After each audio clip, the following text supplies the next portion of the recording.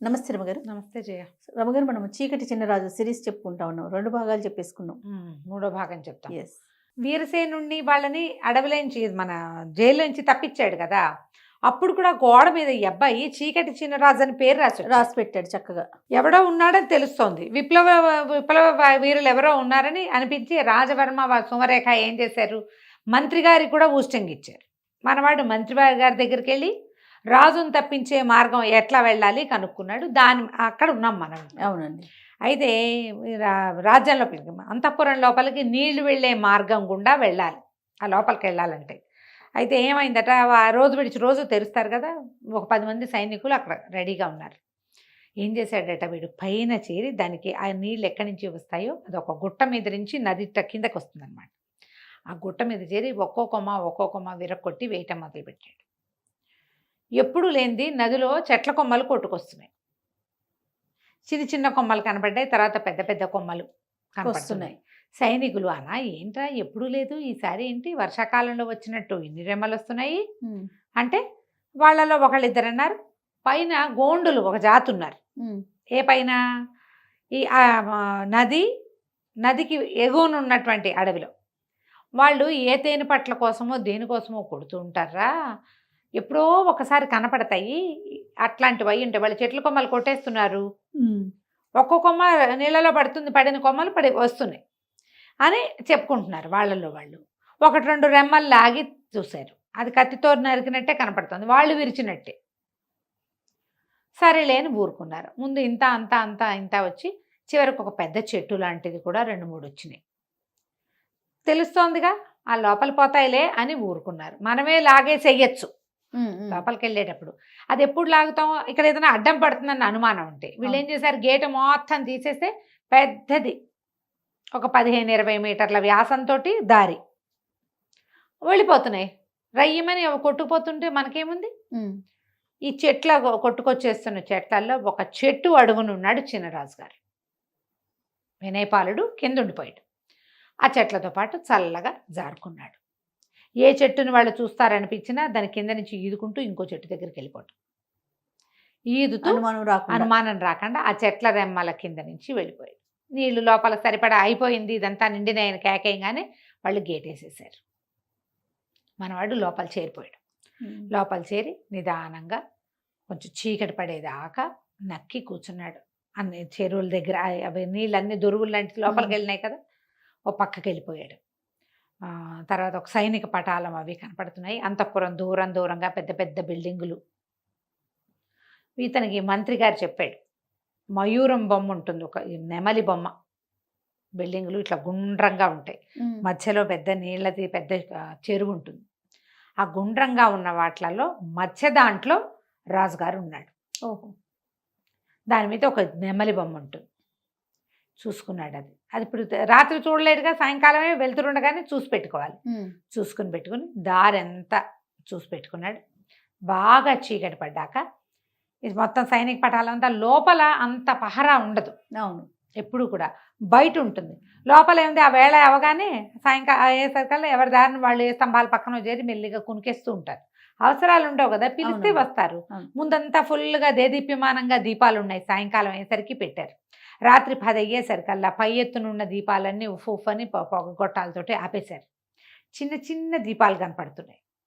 ఆ దీపాల వెలుగులో పిర్రాడు అడవిలో ఉండటానికి అలవాటు పడి ఉన్నాడు కదా, వాడు చీకట్లో నడవగలడు. నడుచుకుంటూ మెల్లిగా ఆ భవనంలోకి వెళ్ళాడు. వెళ్తే ఇంకా లోపలికి అలా ఒక్కొక్క కక్ష దాటుకుంటూ వెళ్తే లోపల ఒక జైలు లాంటి విభాగం కనపడుతుంది. ఏవో రాచరికపు బట్టల్లోనే బక్క చిక్కి సన్నగా అయిపోయినటువంటి రాజును చూశాడు కుర్రాడు. తండ్రిని చూసి దగ్గరికి వెళ్ళేసరికి ఆయన అన్నాడు, ఎందుకురా ఇట్లా చంపుతారు, ఒకేసారి చంపేయండి నన్ను.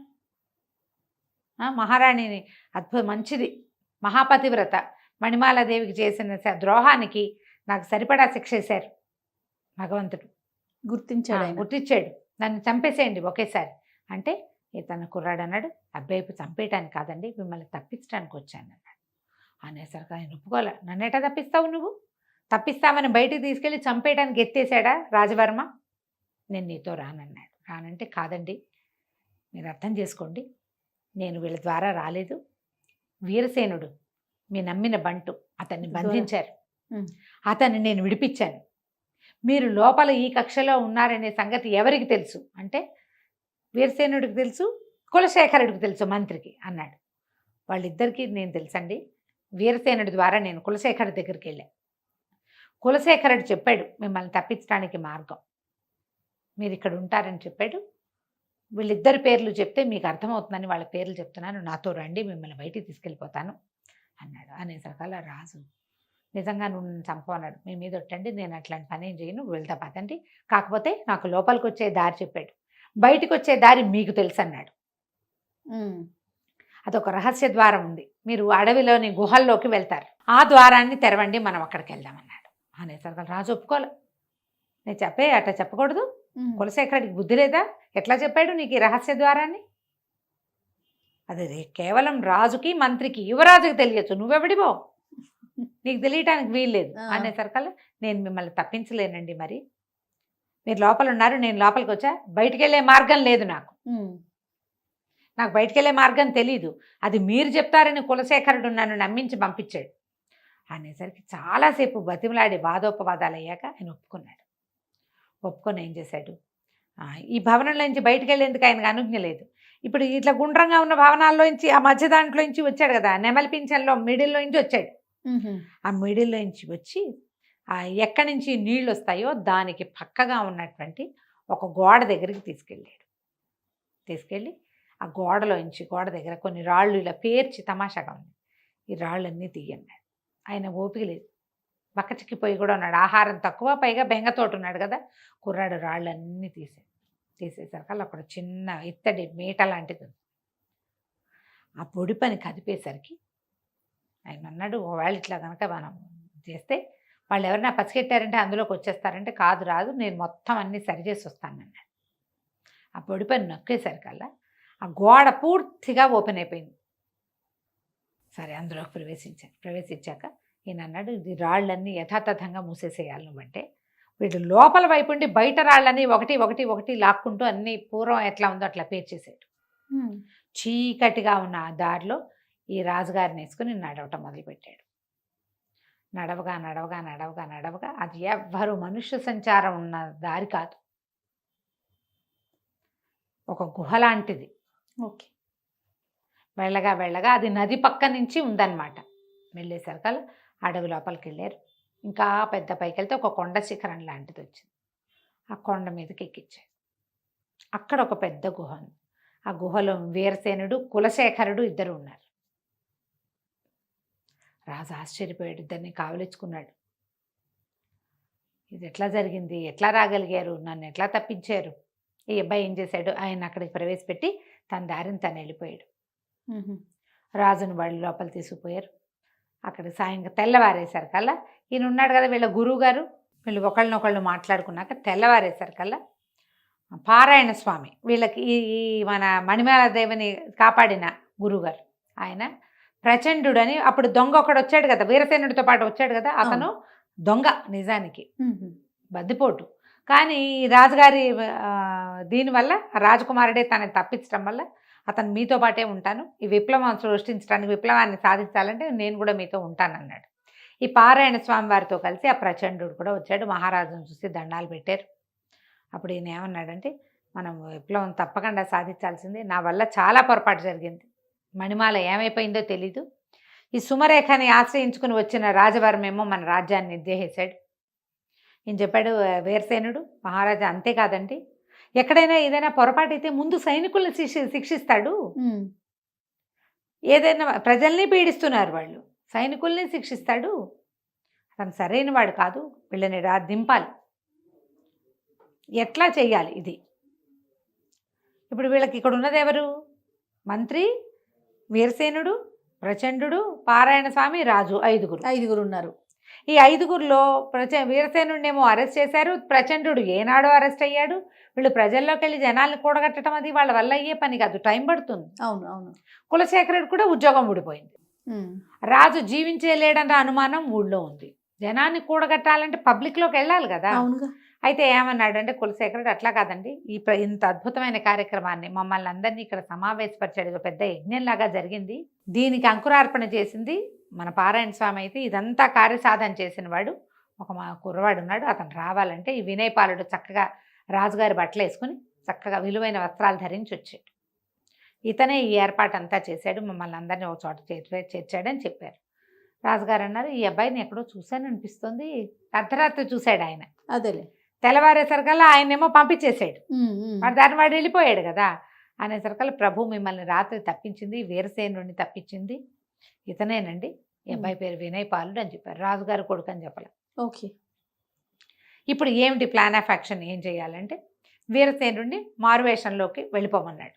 వెళ్ళిపోయి నీకు ఎంతమంది ఉన్నారు, ఎవరున్నారు, ఎంతమంది రాజుగారికి రాజభక్తి ఉన్నవాళ్ళు, పాత రాజు మీద భక్తి ఉన్నవాళ్ళు, రాజును చూసి 15-20 సంవత్సరాలు అయింది వాళ్ళు, ఆవిడ సభలు చేయనిచ్చేది కాదు సుమరేఖ.